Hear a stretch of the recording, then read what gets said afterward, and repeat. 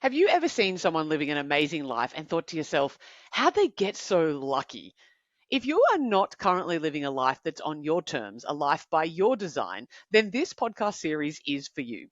This is the More Confidence with Luna Guy podcast. And in this special season, I'm going to be interviewing people who are living a life by design, living a life on their terms. And I'm going to find out once and for all if it is just luck or there's something more going on. Let's dive in. Dave Thompson, you have done some remarkable things in your life. Mm, And when I read through your bio, I was like, that gives me that there's so much more juice to it in there. mm, I want to know, you live a life that's on your terms. It's pretty darn outrageous. mm. Did you get lucky? Oh, look, there's a lot that was designed here. I'm not going to say that luck wasn't part of it, but I do think you can make your luck. I Okay. think you can make luck by taking inspired steps, by doing hard things that scare you, Mm, and by actually chasing down and implementing and working on the dreams that you've got. I think you're more likely for luck. I prefer to call it grace. oh, If we what's just the go distinction? the distinction, so I think they're the same. I think they're the same. Like I was going to say, a lot of people for example, in 2010, I entered a competition and I won a flight prize that allowed Mm, me to fly all around the world for the year of 2010. wow. Yeah. And it was crazy. I took 75 flights that year. I went to Oh, New Zealand, Hawaii, Japan, Africa. My parents went to San Francisco and then Alaska. Like, I went everywhere. Everyone in my family went everywhere. yeah. And a lot of people would go, man, that's so lucky.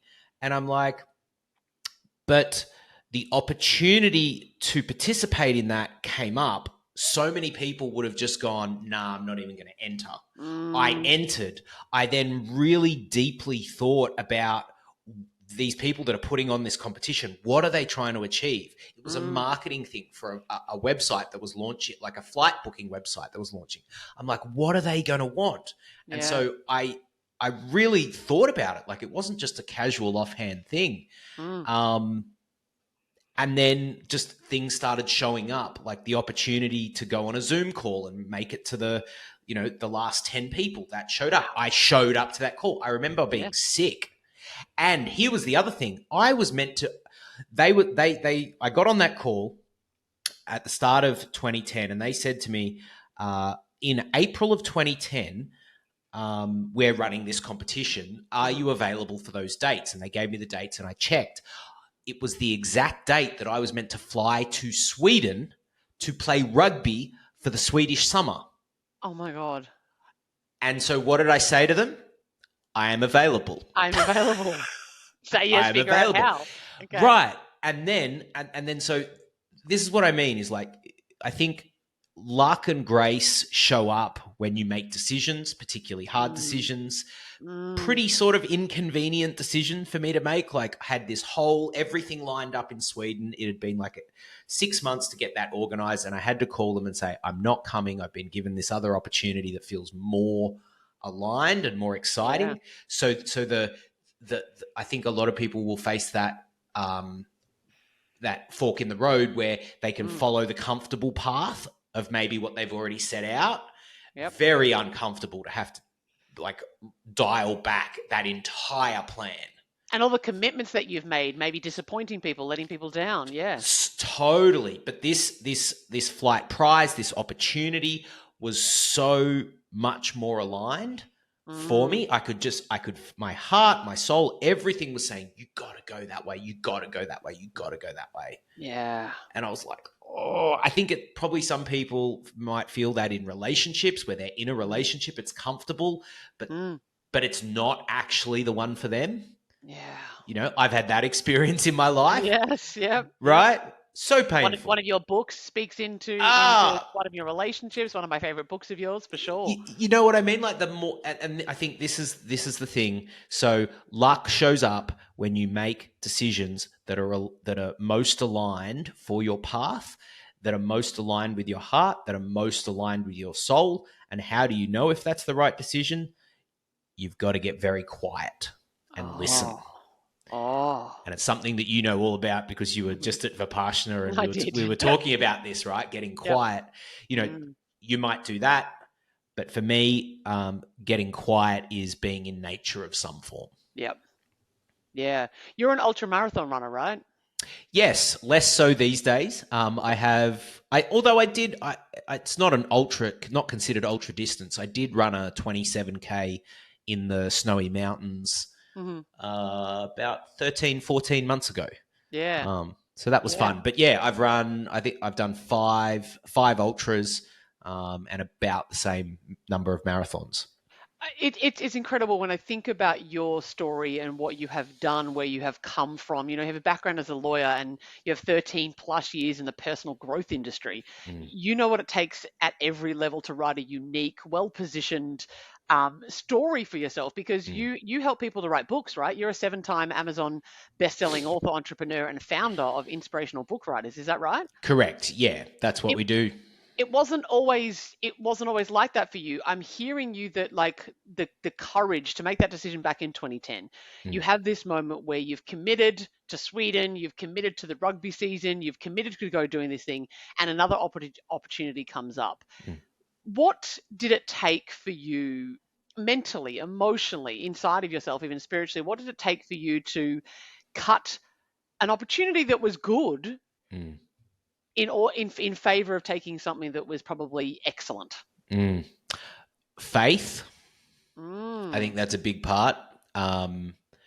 Whenever I make decisions like this, there's definitely a surrender element to it. It's like, okay, this is scary. This might not be comfortable, but it feels so right when I get quiet and listen. It's saying go this way. I have to trust that. Yeah. And then I almost go into a bit of an observer space and just observe myself go through the discomfort with this faith that the good times, the happiness that is going to bloom. I need to trust I've been directed down this path for a reason. And that's hard to do sometimes. Bloody oath it is. What are you trusting in? What are you surrendering to? What do you have faith in? If they're all the same thing, maybe they're three different questions. It's a great question. For some people, it's, look, I traveled the world as a kid. I've traveled the world as an adult. There's multiple different religions out there and different gods. I think for me, the way I describe it, I do believe there is a God. Said another way, I believe there is a higher power than us. There is a natural force to the universe. If you spend any time in nature, you just see how there is an unseen energy that creates change. And if we tune into that, I believe there is a natural cycle of growth that all living things are on. And the more that we can tune into that, the easier life becomes, and the less we get upset when our expectations aren't met.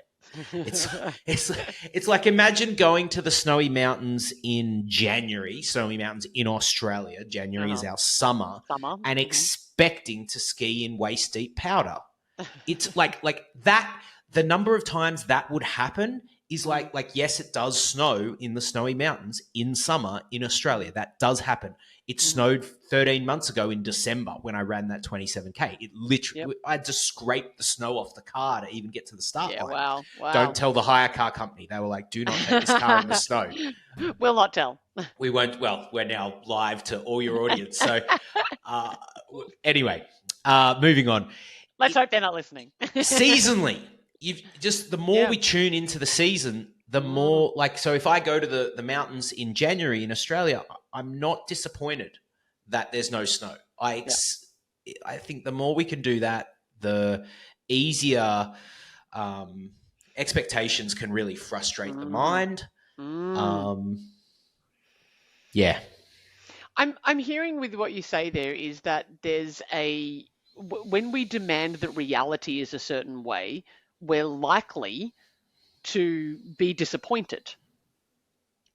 Whereas when you demand when you it, demand it, yeah. there can, yeah, because there's this. I think we can have an understanding of, we can be disappointed, particularly when the ego has Mm, wants the thing. If yeah. it actually is soul aligned, if it's very true for us, then sometimes demand can be a healthy thing, particularly Okay. if you've been in a disempowered place, Hmm. or like sitting back, and then you finally come to that position of like, right, I demand that this happens, like I'm standing up for myself. Yep. If Yep. that's the healthy step, Hmm. demand can be a good thing.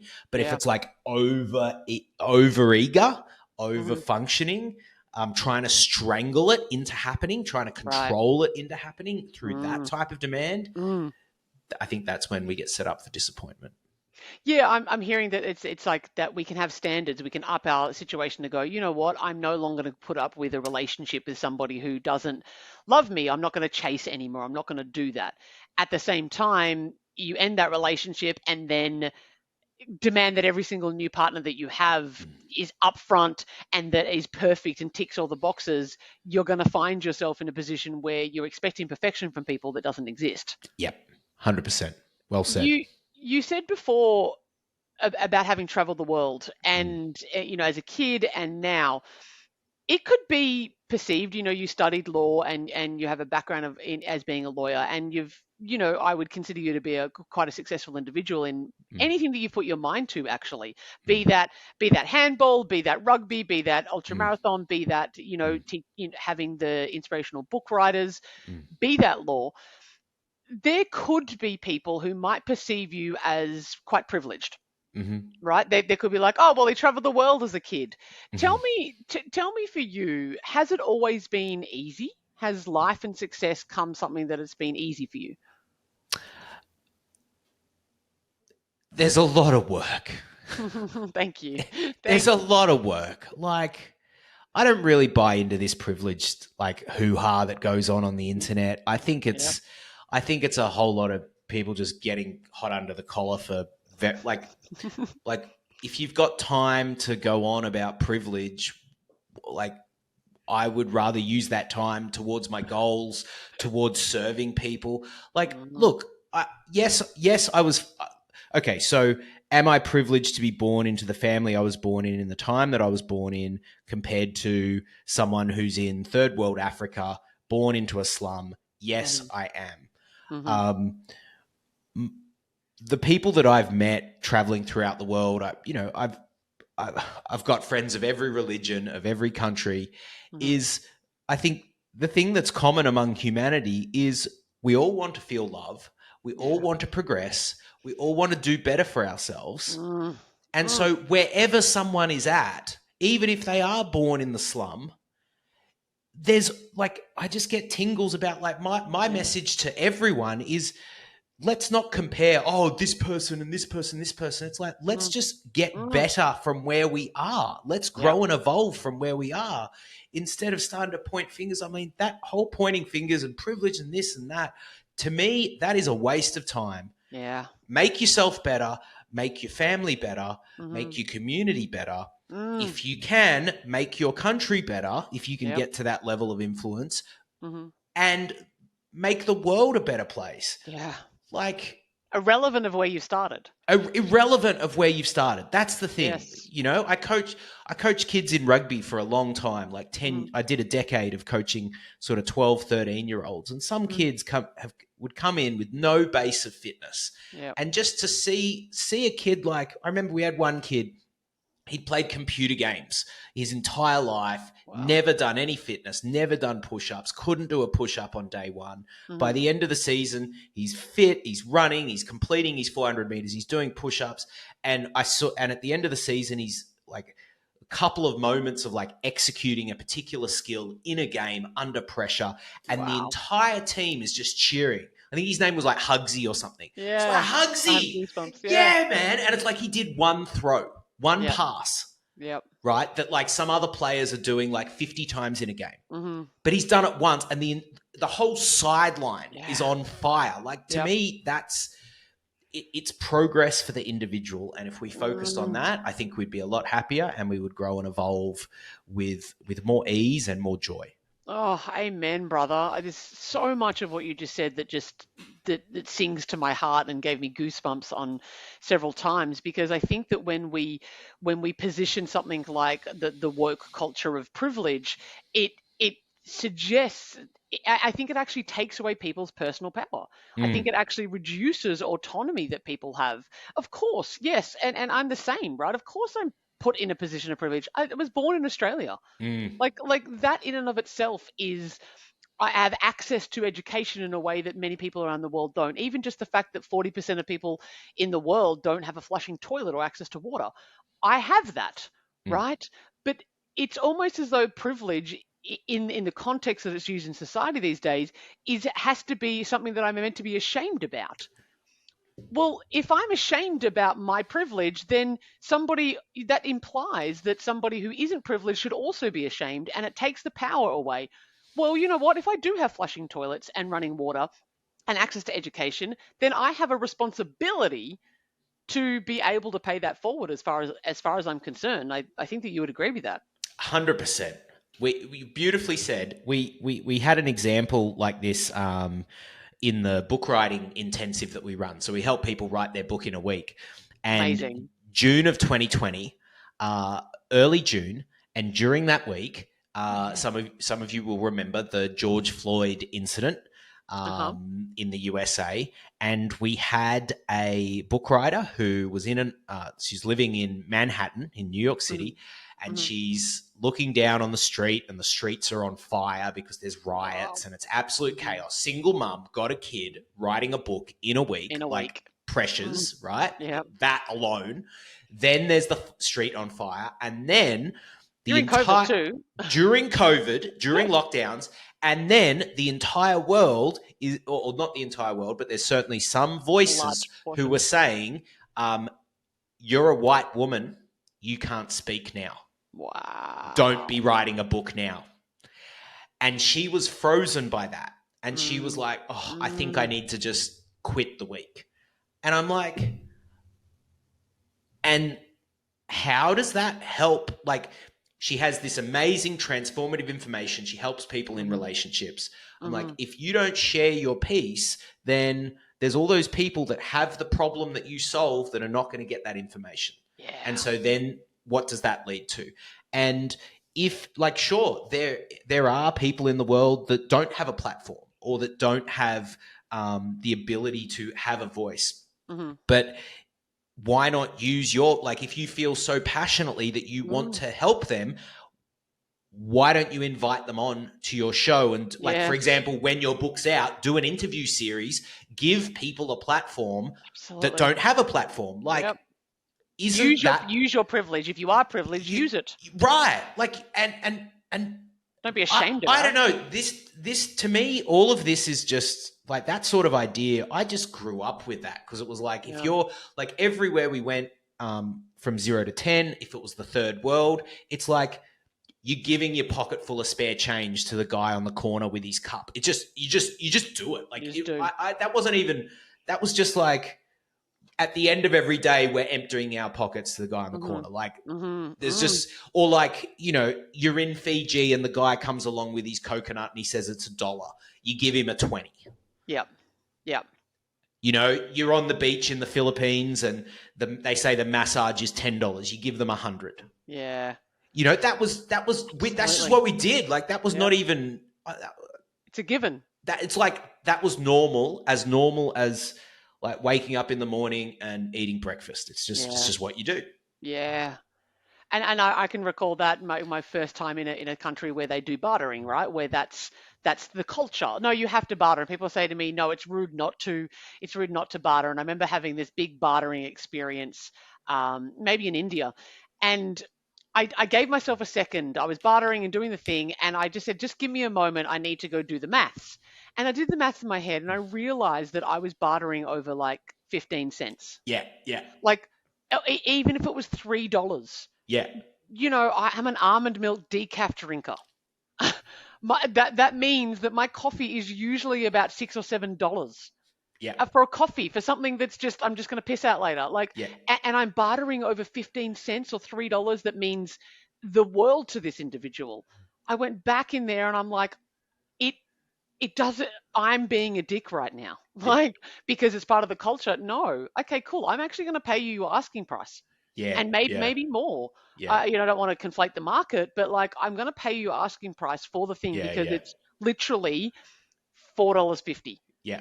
and I'm trying to get it down to $3.50. Yeah. And what that means to me is zero. What it Yeah. means to them is the world. Yep. And that's where the privilege kind of plays out there, Yep. big time. What trend do you see in society, in the world? Like, what maybe trend or mindset or behavior are you seeing in the world currently that you think is the most damaging? It's Mm. popular culture, but it's super damaging. Mm. I think it's a bit about what we've already spoken about. Mm, It's this heightened sense of sensitivity, mm. heightened sensitivity. Like, you know, Lunar Gaia, you have one leaf in your plant in the background that is hanging down, and that's offensive because plants should grow up. It's like, come on, come Yes. on. Yeah. Like, what? When did we become so sensitive? Yeah.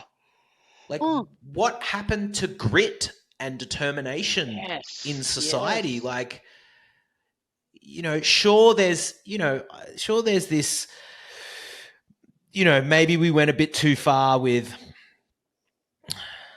things like, maybe overwork and maybe Mm. like telling boys to toughen up and stop being pussies. And Yeah. maybe we went too far with some stuff like that. But the answer is not to swing the entire other way and turn into snowflakes. Yeah.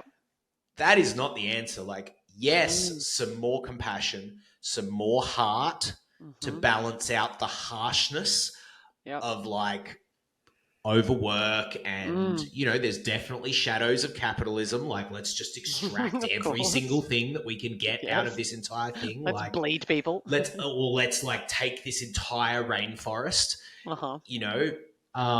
but we didn't need to swing that far the other way. Yeah. Yeah.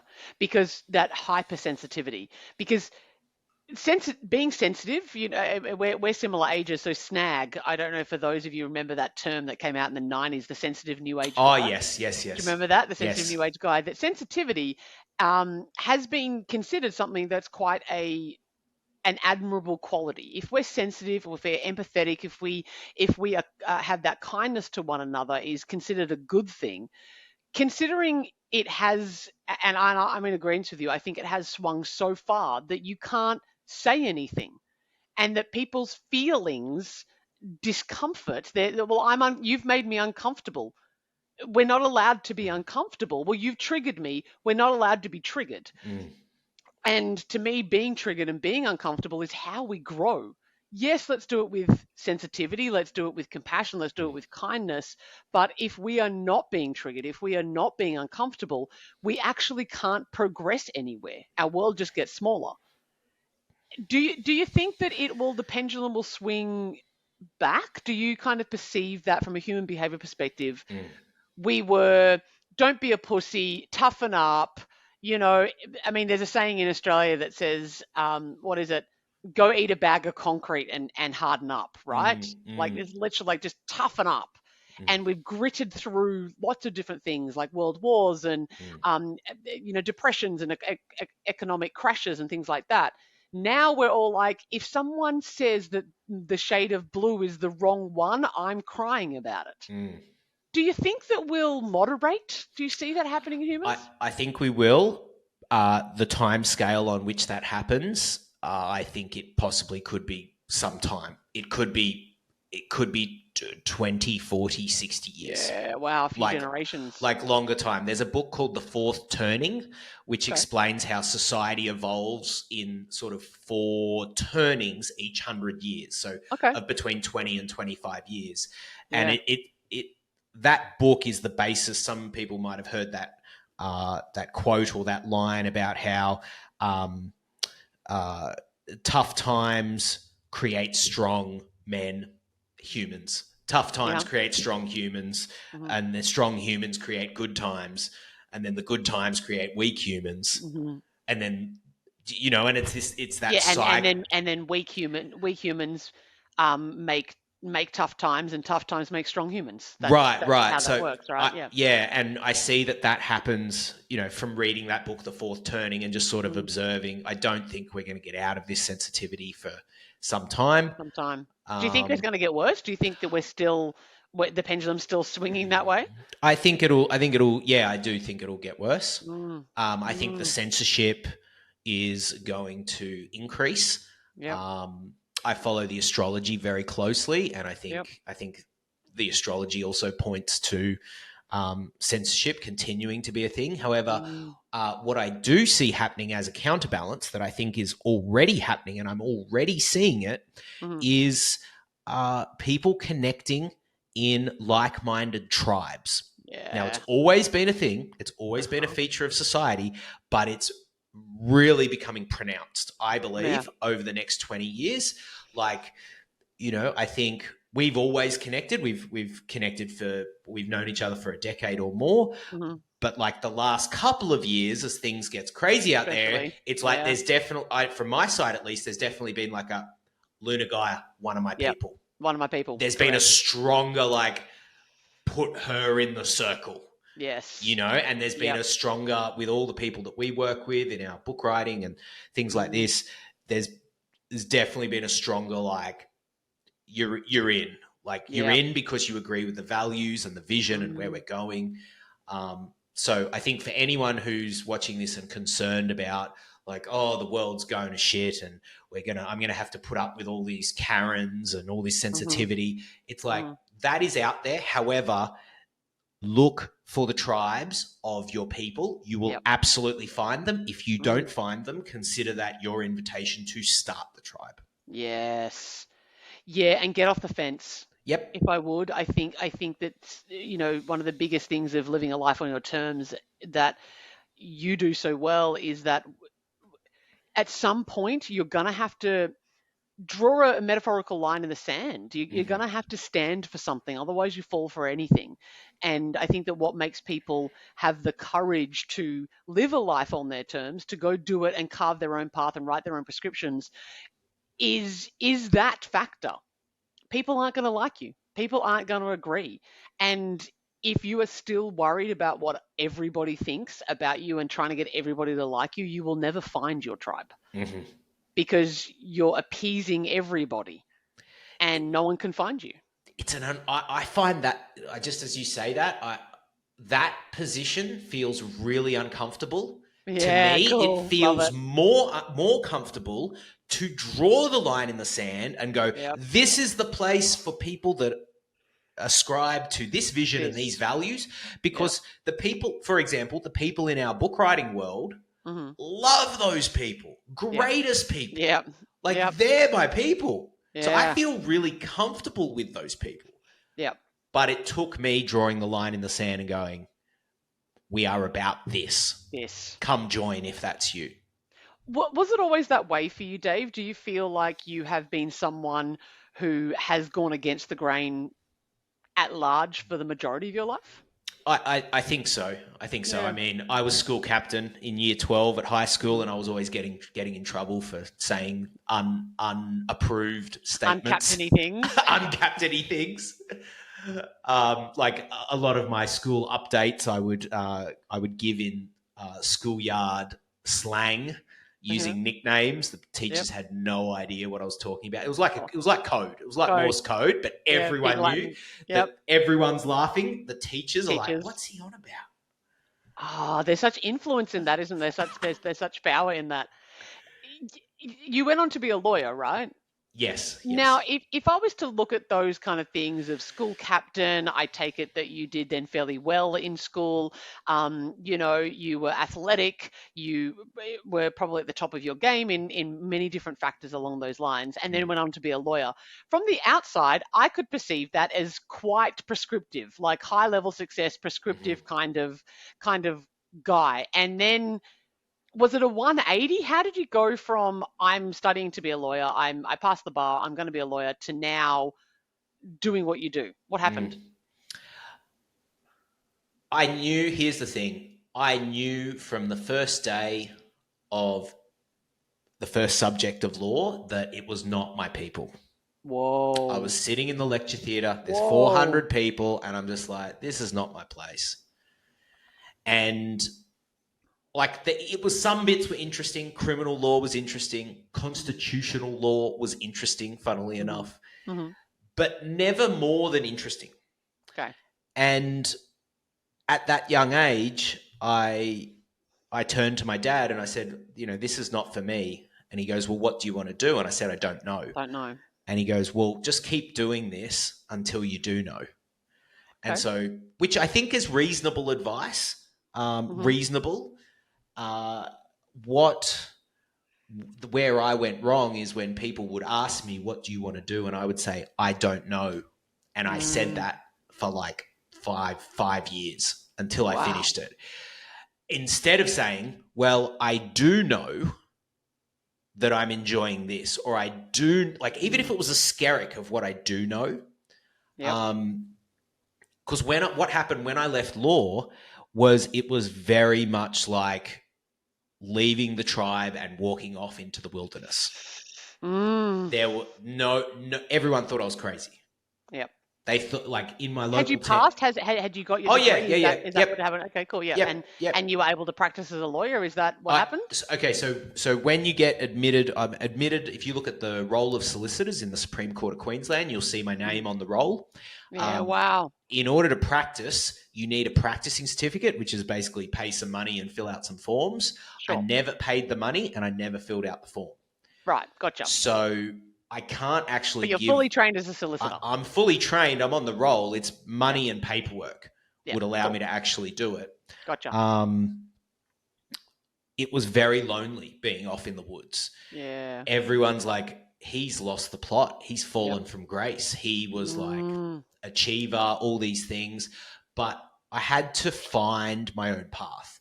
Yeah. And so that Lost in the Wilderness time was very fun because I did lots of adventures, but also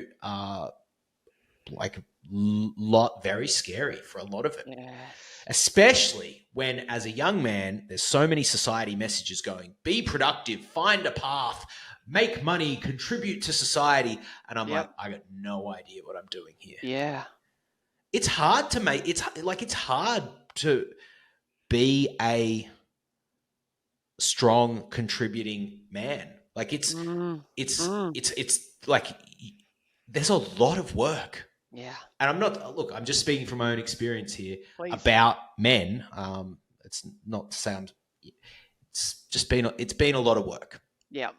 And it's interesting you say that. If we come back to that kind of privilege piece, society piece, I wholeheartedly believe that the most difficult kind of person that you can be in today's society in 2024 is a middle-aged, relatively wealthy, straight white man. I really do see that men, and I remember my one of my older brothers talking to me about this even 10 years ago, 15, 20 years ago now that I think about, and he's like, who are we meant to be? Well, like, we're meant to go out there and we're meant to be bringing home the bacon and we're meant to go achieve and we're meant to go do this. But now we're being told to be sensitive. And in 2024, now you're being told to be sensitive, but and feel your feelings, but don't be a pussy. Don't be a pussy is still there. You still have to be a man. Men still want their king to come home and bring the bacon and protect me. But I also want you to be emotionally available. I remember reading somewhere recently of like, if we want the men to go to war, we need them a little bit tougher. Yeah. Genuinely. Yeah. Like, we can't expect them to be as gentle as a woman might be, because we're biologically, I'm not saying, outside of the scope, of course, the gender roles are as we please, but biologically, the women are the nurturers and the men are the hunters. That's what kind of works. So we need men. Although the sensitivity is important and having that, but I would agree with you. I think it's actually quite the hardest position right now is men. And I'd be interesting to see if in our lifetime, the turning, as you were saying, that in another 25, 30, 40 years, whether or not men are speaking up saying, we've been hard done by for the last 30 years. I wonder. I wonder about Because that. it's super not cool for a man to speak up right now and say I've been hard done by. Oh, of course. It's not only not cool, you're silenced. Yeah. How dare you? If you speak to the woman in the building in, your Yeah. book writer, Yeah. you are literally silenced. It's not okay for you to have an opinion It's simply because you're a straight white man. it's And that's what we would call prejudice. yeah. And I think you raise a great point. I really look forward to more men speaking about the challenge that their experience of being sensitive and going to war, providing the bacon. Yeah. Like that is something I have directly had to navigate.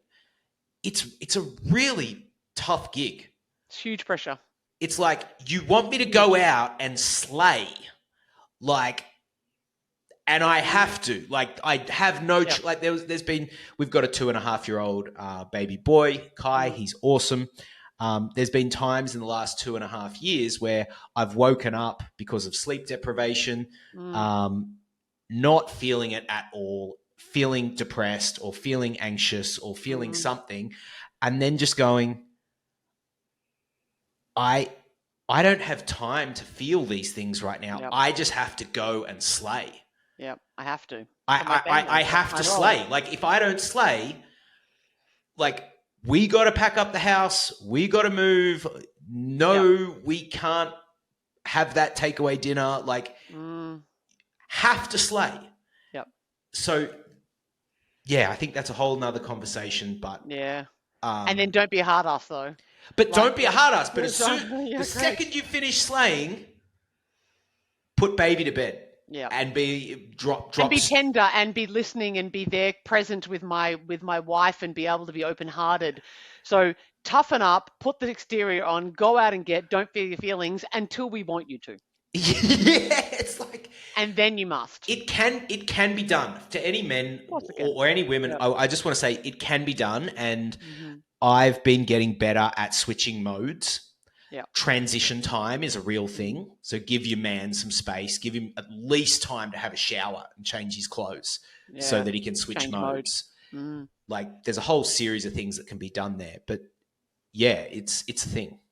And I think that what I know of you, Dave, is that you lead, you slay with an open heart. And there's something to be said about that. So yes, you do have to, you have had to like toughen up on those days and get on with it, right? You also slay with an open heart. So you are out in the world open-hearted and prepared because you have your own back rather than having a closed front as protection.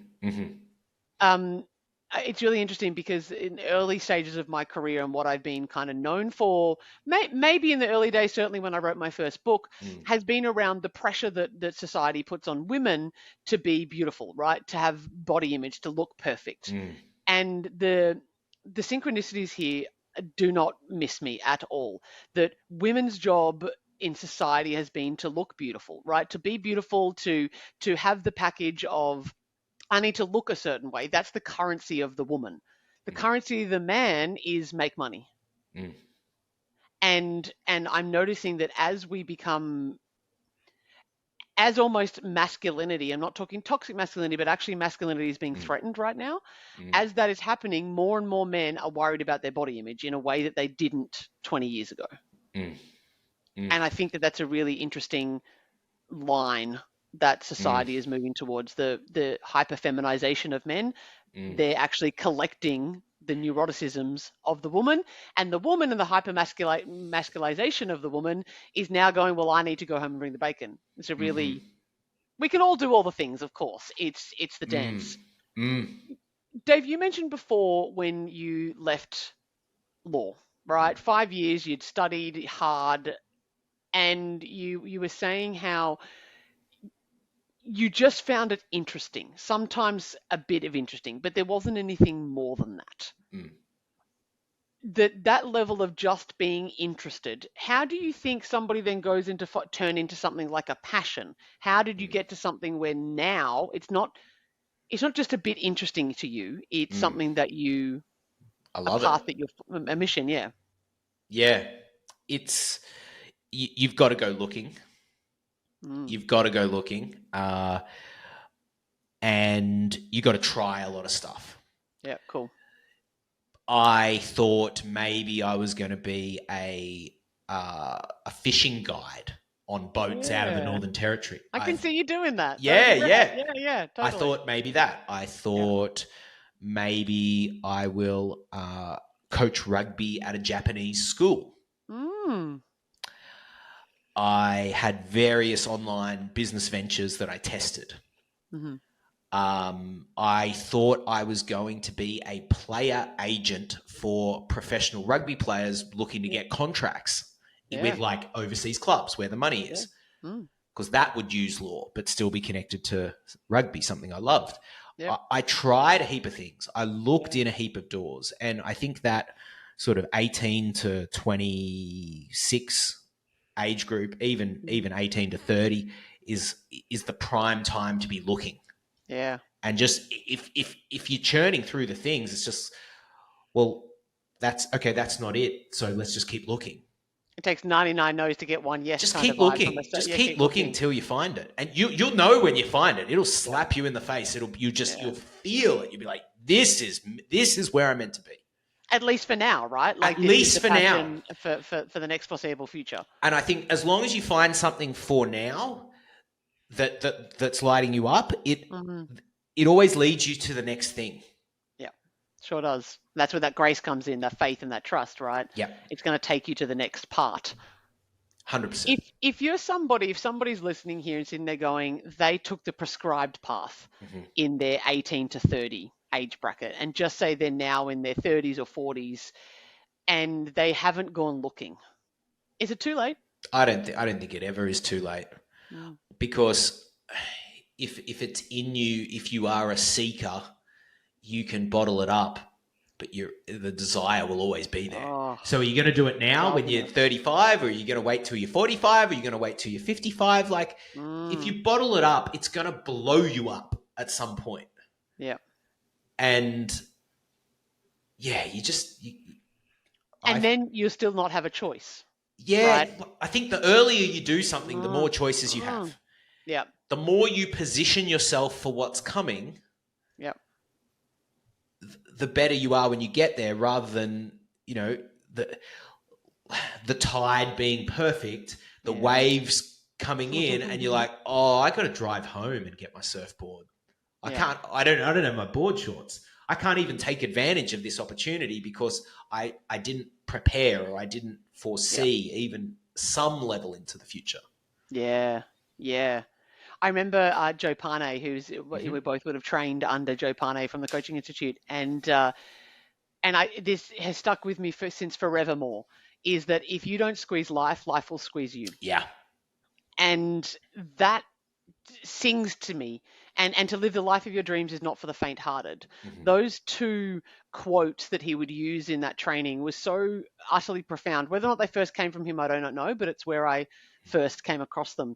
They're so utterly profound, because if you don't squeeze life, it will squeeze you, and you won't get to have the choice very often. That's where people get the cancer diagnosis. That's where a big loss comes in. That's where you get hit by a Mack truck because you weren't listening to the feather.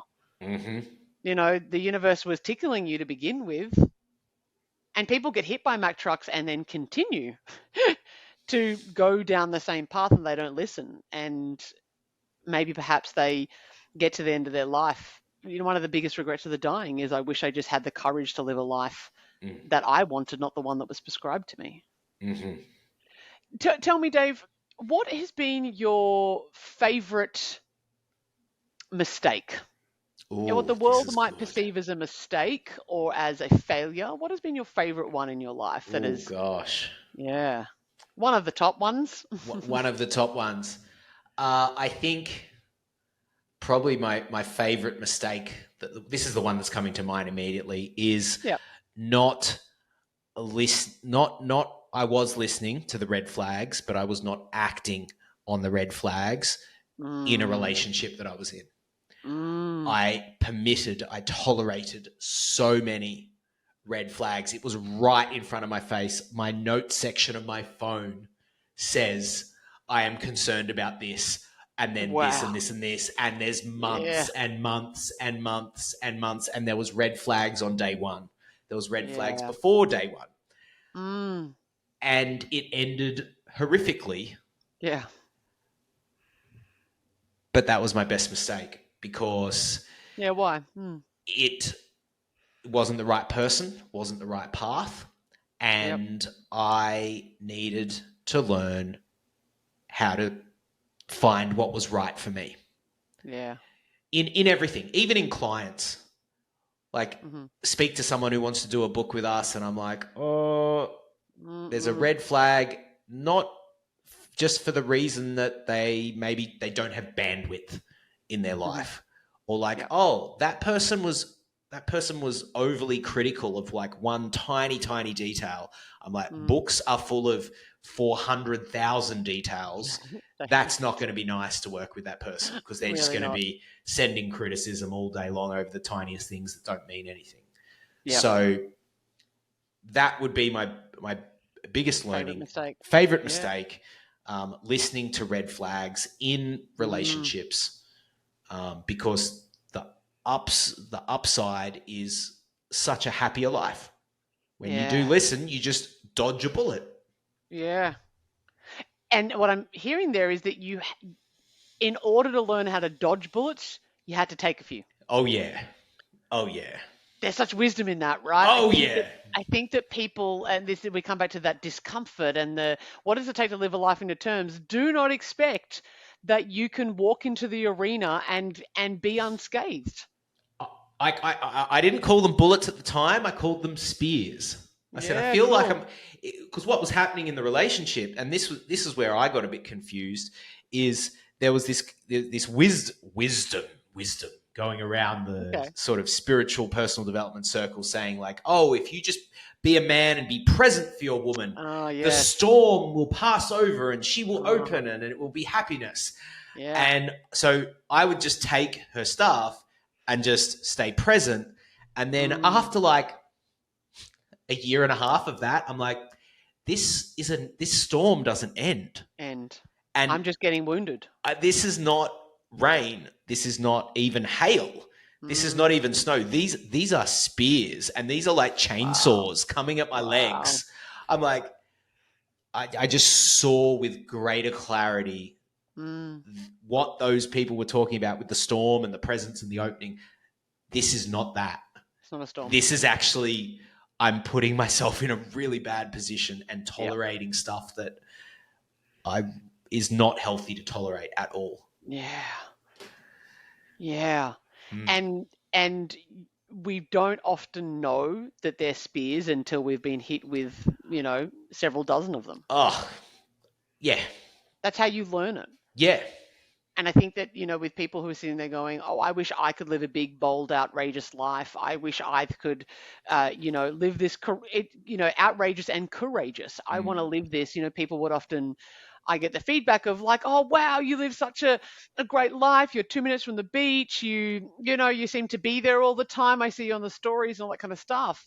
And I'm like, and this is why this podcast and this conversation is so important to me and valuable to me, because if you were willing to do what I've done, then you're more likely to have the results that I have. But if you're not willing, like I left a relationship, I left 10 years of a relationship that I thought was going to be my forever person in order to pursue something that, I left good for great. And I left okay in actually hindsight. I left a bit shitty. I left a bit shitty for magnificence. And making that decision, if we could only see behind the veil, because people are too quick to look at the quote, the end result, because I think we're all a work in progress, but people are too quick to look at the end result and think, wow, look at how lucky they got. Look at that. But it does take work, right? It does. In all layers. Whereas the approach that I take now is, and this would probably go really deep, really fast, is I look into people's eyes. The eyes are the window to the soul. Like I look into your eyes, Luna, and like I can see that you are someone that has faced challenge and made lots of really hard decisions. Yeah, bloody oath. You can see it, right? You can just tell. And that's part of the like slowing down, the listening. Like when you're with someone, you can see it in their eyes if they've made those decisions that are in integrity with their soul or not. Yeah. Because if they're not, they just feel like a bit of a joke, like a bit of, because they're joking with themselves. 100%. Yeah. They're not willing to have that honest conversation. What do you think is probably the biggest quality for somebody who does want to start living a more courageous life or taking it to the next level? What would you say is the strongest quality that somebody might need in order to do that? Decisions. Keep even a small decision. Let's say you're someone that, we were talking about you going to the beach. Like the decision to not get straight into work and to actually go to the beach. Or if you are working a 9 to 5, the decision to like, no, you know what? I'm going to go to the beach before I go to work. Yeah. Small decisions that are aligned with you. The decision to, take the trip you've always wanted to take. Or even for some, the decision to order dessert when you're out at a restaurant. Yep. For me, it's kind of like the decision or not as well. Or not as well. That could be... Actually, I'm overweight. I don't want to be. I've been complaining about this for my whole life. I always get dessert. Maybe I need to not. Even if everybody else is having it. Exactly. And I need to be the odd one out. The stacking of decisions that are in integrity with your soul and what you're here for, the stacking of those creates a really solid person who can be trusted, who you feel safe with, who you would follow into battle. Yeah. Yeah. Self-led. Would you follow yourself? Self-led.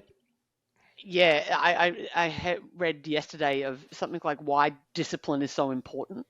Why discipline is so important is because each time you say each time you did what you said you were going to do, you build trust with yourself. 100%.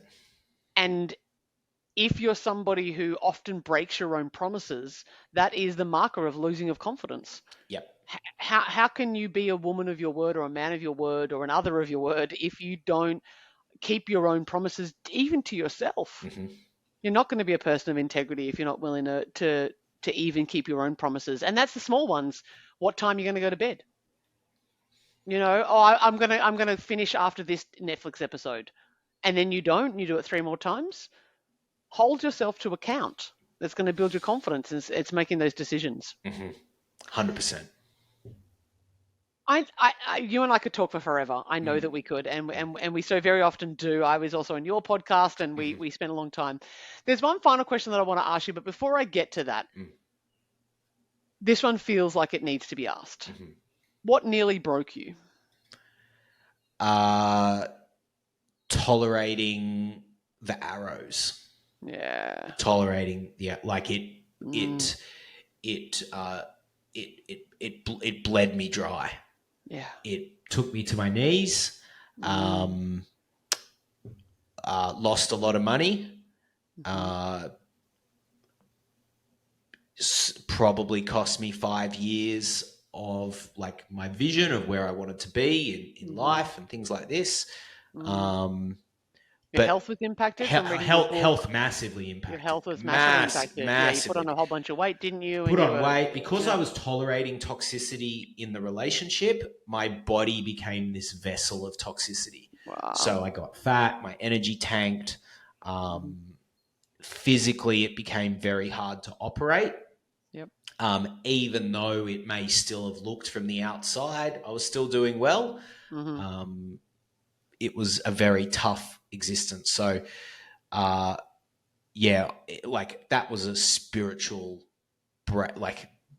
down on my knees. Like I when I was sick, I was praying to the angels to heal me overnight. Like that was, it got to that level. I need a miracle. It got to that level. Like, please help me. Yeah.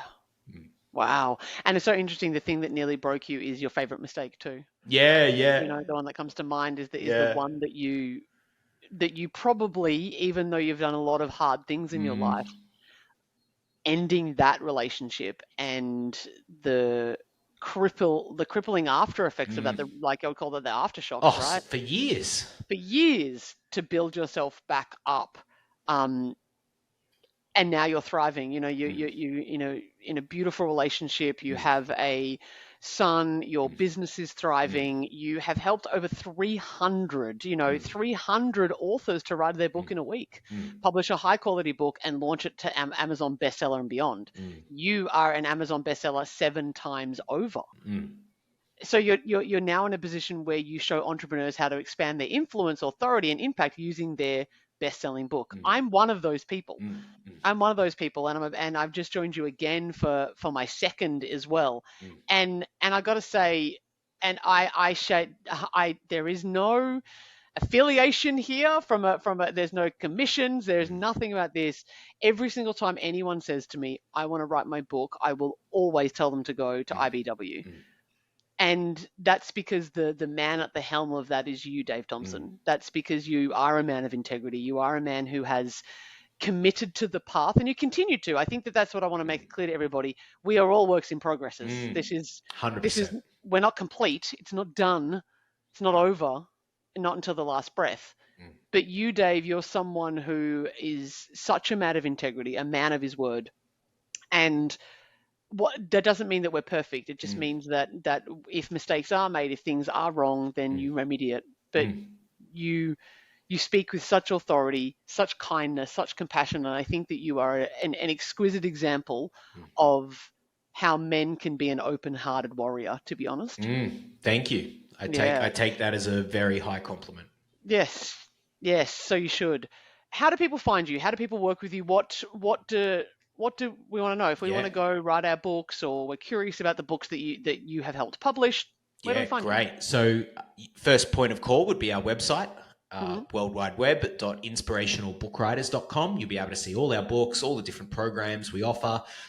We help people write, publish, and launch. So if you're getting started, we can help you map it out and then write your book in a week. We have the online book writing intensive. That's our Write Your Book in a Week program. And then once you've written the manuscript, we have a publish and launch program that helps you to do exactly that. We're big fans of just saying what it says on the label, what it says on the tin, that's what it does. Does. It really does. It really does. It is. You'll publish and launch that. I remember I had written my manuscript, the first one, and I was like, oh, that wasn't the hard part. Like, the hard part was like, oh, how do I distribute this? Where do I go? How do I format it? How do I copy it? What about the covers, the ISBN number that you need on the back of it, all of the legalities and the details? I was like, I don't effing know. And like I always do, I'm like, well, there's an expert that I know, that I trust, that I'm going to go and get you to do it, because it takes I don't need to worry about doing that. I'll get you to do it. Thanks for that. 180 steps per book in our internal checklist for each and every book. Fabulous. And there's a sequence to it too. You do a step out of place. That's what we do. Come find us on the website, or if you're finding me on Facebook, because I'm like tagged through Luna's profile or whatever, please add me as a friend. Send me a message through Facebook. I really welcome that sort of contact as well. Cannot recommend the team at IBW enough. I'll shout it from the rooftops for the rest of more. There is a upcoming kind of tradition that I feel like is happening on this podcast. And I would like you to close with 5 words. Now, they could be in sequence. They could be separate. They could be 3 words and then 2 that are separate, whatever. 5 words of wisdom that you want to close out today's conversation.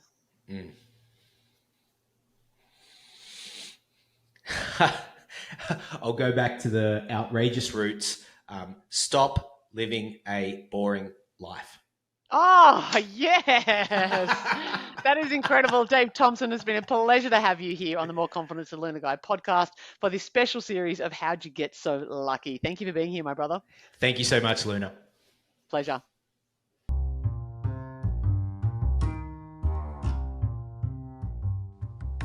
Thank you so much for listening to the More Confidence with Luna Guy podcast. I hope you feel more confident, more self-assured, and ready to go tackle the world's problems and maybe kick ass in some of your dreams. If you haven't already, I would love for you to like and subscribe, follow, and maybe leave a review so that other people know how to find this awesome podcast too.